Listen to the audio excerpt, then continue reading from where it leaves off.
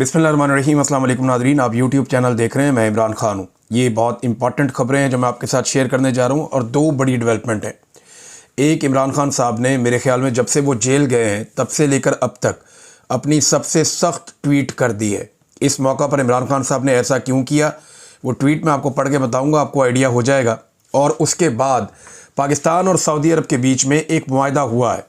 वो मुआहदा क्या है, इसका बैकग्राउंड क्या है और एक्चुअली बैकग्राउंड में चीज़ें कौन सी चल रही हैं और सामने कौन सी चल रही हैं, मैं कुछ चीज़ें आपके साथ शेयर करूंगा। इसमें कुछ खदशात भी हैं जो लोगों ने बयान किए हैं। सबसे पहले तो इमरान खान साहब का स्टेटमेंट है।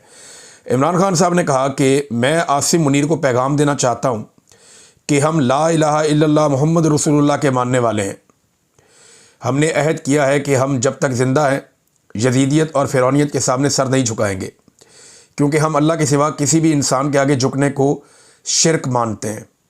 मुझ पर और बुशरा बीबी पर जेल में जो ज़हनी तशद्दुद हो रहा है वो आसिम मुनीर करवा रहा है, और उसकी वजह सिर्फ ये है कि हम झुक जाएं या टूट जाएं।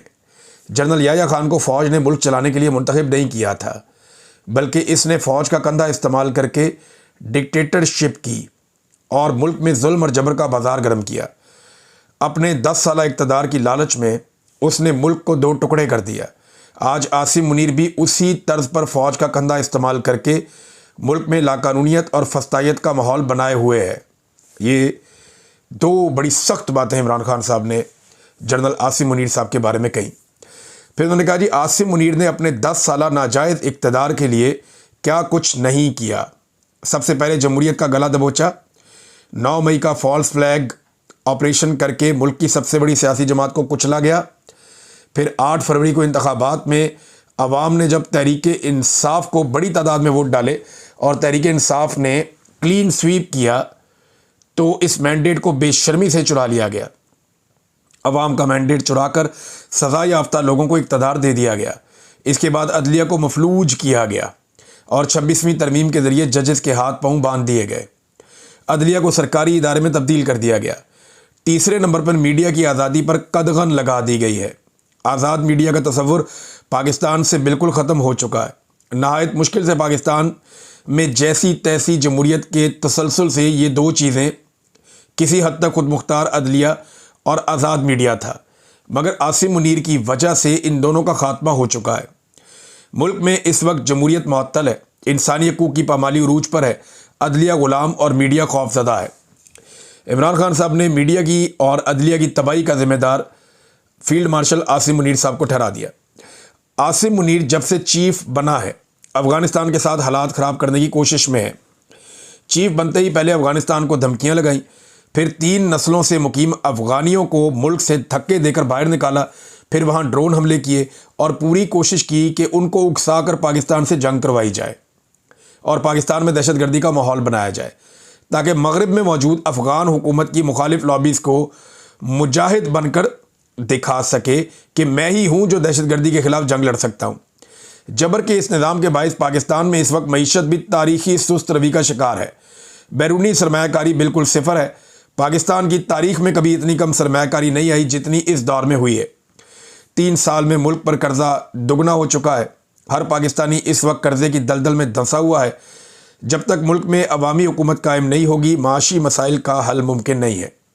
मुल्क में अखलाकियात का जो जनाजा उठा हुआ है, इसकी भी मिसाल तारीख में नहीं मिलती। जो काम जंगों में भी नहीं होते वो यहाँ अवाम के साथ किए गए हैं। औरतों को सड़कों पर घसीटा गया, बच्चों को उठाकर हरासा किया गया, बुजुर्गों का तकद्दुस पामाल किया गया। कभी किसी सियासतदान के घर की गैर सियासी ख़वातीन के साथ ऐसा नहीं किया गया जो मेरी अहलिया और दीगर घर वालों के साथ किया गया है। जब मुल्क का इक़्तिदार इन चोरों लटेरों के हाथों में दे दिया जाएगा जिनकी करप्शन की दास्तानों से बच्चा बच्चा वाकिफ़ है, तो इखलाकियात ऐसे ही तबाह होंगी। फिर इमरान खान साहब ने कहा इसके बाद अपने ट्वीट के दूसरे हिस्से में, ये 2 हिस्सों में ट्वीट है, मैंने इंतखाबात से कबल जब हर जानिब खौफ का माहौल था, पेशन गोई की थी कि तहरीक इंसाफ क्लीन स्वीप करेगी और ऐसा ही हुआ। आज मैं फिर एक पेशन गोई कर रहा हूँ कि मुल्क में जो नाइंसाफ़ी, जुल्म और फस्तायत, लाकानूनियत और माशी तबाही का माहौल है, पाकिस्तान में बहुत तेज़ी से हालात उसी जानिब गामजन है जो नेपाल, बांग्लादेश और श्रीलंका में हुए। मैं अपने तमाम पार्लियामेंटेरियंस और पार्टी मेंबरान को हदायत करता हूं कि अब हकीकी अपोजिशन करने का वक्त है और जो ऐसा नहीं करेगा वो अपनी सियासी कब्र खोद देगा। क्योंकि अवाम की यही आवाज़ है। हमने मैंडेट चोरी समेत हर जुल्म पर कानूनी रास्ते इख्तियार करके देखे, मगर हमें इंसाफ नहीं मिला। इसलिए अब डट कर अपोजिशन करने का वक्त आ पहुंचा है। इनके साथ आप जितना ताउन करेंगे ये उतना ही आपको कुचलेंगे। जो भी डट कर इस निज़ाम के खिलाफ खड़ा नहीं होगा वो खुद अपनी सियासी कब्र खोद देगा। पूरी कौम को पैगाम देना चाहता हूँ कि अपनी तवज्जो पेशावर के जलसे पर मरकूज़ रखें जो 27 सितंबर को मुनक्कद किया जाएगा। पूरे मुल्क से अवाम इस जलसे में शिरकत करके जुल्म के खिलाफ अपनी आवाज़ उठाए। अब ये जी इमरान खान साहब का एक सख्त तरीन ट्वीट है। मैंने इमरान खान साहब को इतना सख्त ट्वीट करते हुए कभी नहीं देखा, कभी ऐसा ट्वीट मैंने नहीं पढ़ा। वो लगभग 2.25 साल से जेल में है, लेकिन अब ऐसा लगता है कि इमरान खान साहब ने बड़ा तेज़ वाला गियर लगा दिया। उसका रीज़न ये है कि आसिम मुनीर साहब एक एक्सटेंशन और लेना चाहते हैं, और अगर उन्हें एक्सटेंशन मिल गई तो इस एक्सटेंशन के बाद अगले चंद सालों तक वो पाकिस्तान में क्या करेंगे, या पाकिस्तान तहरीक इंसाफ या इमरान खान के साथ क्या होगा, या पाकिस्तान के साथ क्या होगा, इसका कोई अंदाज़ा भी नहीं कर सकता। जो जुल्म जबर और फसादियत गुज़िश्ता चंद सालों से पाकिस्तान में हो रहा है, अगर वही जारी रहता है तो पाकिस्तान एक ऐसी दलदल में फंस जाएगा जिससे निकलना मुमकिन नहीं रहेगा। इमरान खान साहब का ये ट्वीट है, और उसके बाद फौरी तौर पे जब ये ट्वीट आता है तो कुछ चीज़ें हमारे सामने आती हैं। जब पता चला ना कि इमरान खान साहब ने जेल से बड़ा सख्त स्टेटमेंट दे दिया है और वो बाहर निकल आया, और इमरान खान साहब का इसके बारे में एक ट्वीट भी आने वाला है, तो 5:30 बजे के करीब एक खबर आती है कि तोशा खाना की जो समाअत है, तोशा खाना 2 केस की जो समाअत है, वो होगी अदालत में, अडयाला जेल में आज के दिन। यानी कल ये खबर आती है शाम 5:30 बजे कि समाअत होगी अडयाला में। लेकिन जब उन्हें पता चलता कि इमरान खान साहब ने तो अंदर से बकिए उधेड़ दिए और वो खबरें बाहर आ गई हैं, तो फौरी तौर पे प्लान किया गया कि नहीं, 1 घंटे के अंदर अंदर फैसला बदल दिया गया। 6:30 बजे दूसरी खबर आई कि जनाब ये समाअत मुलतवी कर दी गई है। तो क्या ये समाअत मुलतवी करने से इमरान खान का मौक़िफ़ बदल जाएगा या लोगों की सोच बदल जाएगी? ऐसा नहीं है। ये समाअत इसलिए मुलतवी की गई है कि इमरान खान साहब का बयानिया या उनका स्टेटमेंट उसको इतनी पजीराई मिलती है कि पाकिस्तान में तमाम खबरें दब जाती हैं।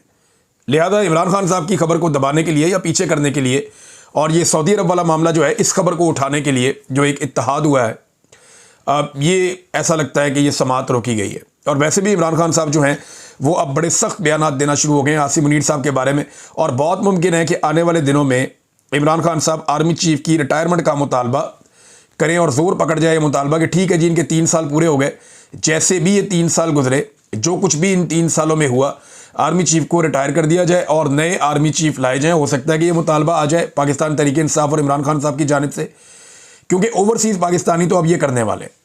नाज़रीन, इस वीलॉग को यहाँ ख़त्म करते हैं। मुलाकात होती है अगले वीलॉग में। तब तक के लिए अपना ख्याल रखिएगा, अपने इस चैनल का भी। अल्लाह हाफ़िज़।